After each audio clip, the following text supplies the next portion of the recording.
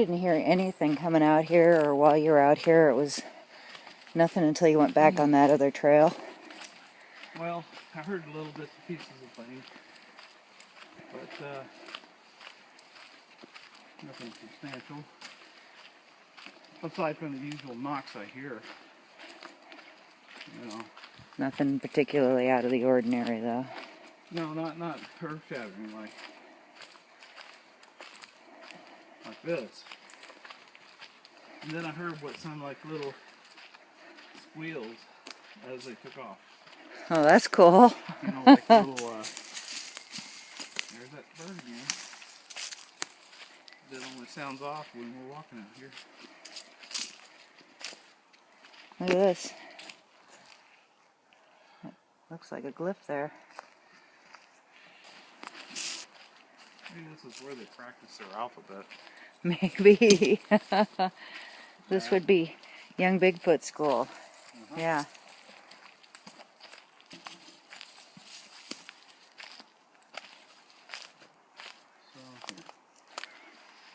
Yeah, this is an interesting new little structure right here beside the trail. So this is where you were. Are you recording? Yep. Oh, okay. Yeah, So, this is, I was coming down the trail, and I had sat for a little while and was meditating for about 40 minutes and recording. There were some knocks and different sounds up there I usually hear. And I have my recorder, which I'll go through and listen for some of the quieter stuff I couldn't hear. But decided to come down through here. And you're going to mention another experience I hear from. Yeah, from this morning. I'll tell you about that too. Right. But when I come down here, I'm starting to take note of the glyphs and things, and I was noticing the teepee. I was trying to think of the significance of it, like is this a sign of a meeting place or anything? And while I was standing here, I was looking at this, and the next thing you know, I heard, and I didn't have the recorder on for that, heard the loudest wooden whack I've ever heard. This has got to be one of the loudest ones. Almost like someone took a log and slammed it up against another log. Wow. Now that's a whack. So, like that video you had a while back when you were playing the flute and there was knocks? Yeah, it was almost on par with that. Or the knocks that we heard over at the camp out right in camp? Well, this similar to that, but this is pretty big. Loud. Okay, so how far away from you was it? Well, I was here, and it was right over there. So you're figuring about 300 feet, 400 feet. Wow. Over in that direction. Whack! And then, I says, holy man. And I was thinking, I stood there for a second, and then I heard about, 15 seconds later, I heard another smaller wood knock nearby. So, and then I didn't hear anything else. So I decided to walk over here, and there's a trail right here. And we'll take you down below there. Yeah, we noticed earlier this spring this trail just kind of appeared here. Yeah, no, I don't think looks like another glyph there too. Combination of elk and I think the Sasquatch. I started walking over there and stood there, and while I was standing where Gabby's at right now, backing through here, there's a brush of trees. I heard this loud rustling noise, and then I heard like something really loud breaking and dropping. So something was in a tree and dropped to the ground. Yeah. Wow. Way over here, and right on the bottom of this ancient, I don't know what a really old creek bed that hasn't had water in a while. But, wow. Well, you know, I heard exactly the same thing just right out in here from the main trail, which is over there. Last night when I was walking back through, something big was in a tree and hit the ground. I heard whining, too. Oh, that's pretty cool. So, while I was down there, I heard... Like, you normally kind of associate a little bit like you would hear the younger elk. Oh, really? So, but it wasn't like that. It was different. It was associated not the with, squeal, more of a whine. Yeah, kind of a whine. Wow. So my feeling is I think I come in close proximity as a warning signal to the younger ones, because it was the younger one probably that knocked back, and they decided to, and whoever was up there jumped down, and I guess they all decided to head on further down, away from us. Yeah. Wow. So. Well, you know, just right out through the woods the other direction, that's where my neighbor is that has the two little kids that play outside. And they like watching that. And yeah, more than once I've been in this area and heard them reacting to those little kids. You can hear the kids playing through the forest. Oh, I could hear that up here sometimes. And And I'm often wondering, am I hearing the kids or I'm hearing some other activity? well, yeah, and then it's just a little farther back in that direction where the cabin is, where I was hearing some pretty amazing stuff this morning. I stayed out in the tent, and there was just some massive knocks woke me up. And I was thinking to myself, what the heck is the neighbor guy doing? You know, what is he building at 6:30 in the morning?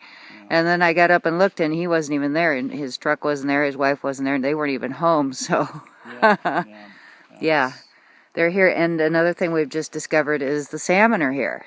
I saw the first one that I've seen was last night in the river, and then earlier today, me and you went out on the bridge and we're looking, and there's a whole bunch of them. They're trying to stay in close proximity to and wait until the evening and wait nearby, and then that way at night they can just go right over there through the river and do their thing. Go get a bite to eat. Without having to travel through the forest at night. So. Well, you know, I went out in the tent last night because I kept thinking I could hear something, and while I was laying there, one thing, the river, the water level is really low. Yeah. So you can hear really well. And it was about 2:30 in the morning, and just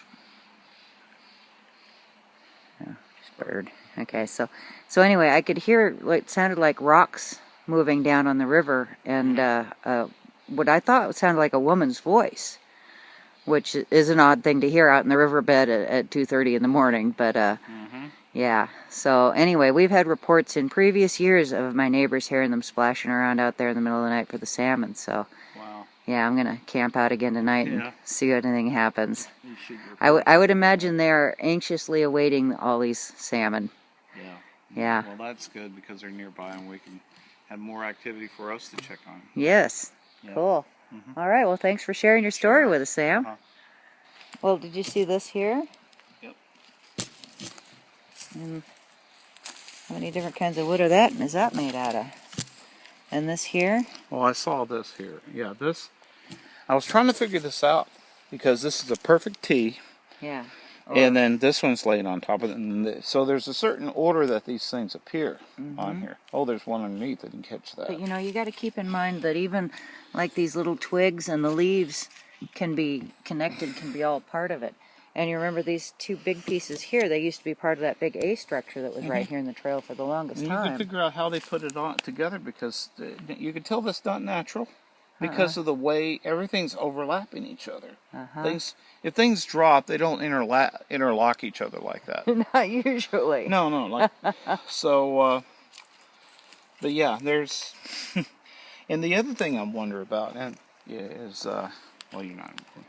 Yeah, I am. Oh, are you? Yeah. Oh, you still got it on? Well, this might as well if we're out here. Is the, whether or not the completed glyph is all taking place at one time. In other words, something a part of the glyph, a part of a glyph there, like I've gone this way. Here's my signal, and then someone else comes along and says, "Oh, I better let the second person came along. They put another stick down, says I'm like this way." And the third one put something down, says I'm going this way. So I'm here too, and you're here. Yeah. This here's kind of interesting right there. Yeah. There you go. And they're. It's worth a study. I'm telling you right now. It's really interesting me, big time. So, while I'm out here, I want to walk over there and take a picture of a tree. Well, you know when the cloaker event happened? Yeah. Let's go this way. Sure. I didn't notice this. I don't know if anybody else did, but when Shelly was here, after the camp out, I brought her up to show her, you know, where the cloaker thing happened, which was funny because she never had seen the video.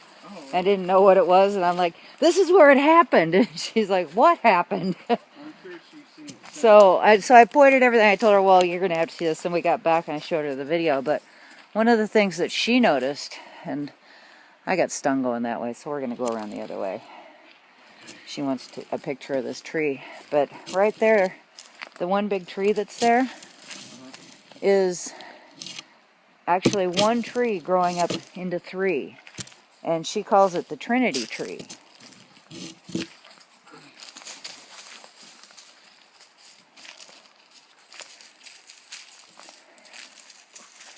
A lot of tracks in here. Look at this. Look how flat this is. Doesn't that look like a footprint there? Oh, I found another footprint over there with the toes and everything stuck in the ground. Another one. Wow. Not the one I showed you. Yeah, I could see the impression. Yeah.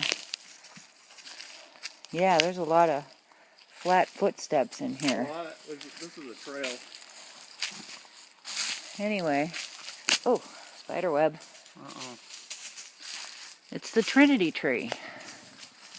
See? Where's the Trinity tree? This one? This right here. Oh, yeah. See? Uh-huh. It's one tree. With 3 big branches. With 3, yeah. Pretty cool, huh?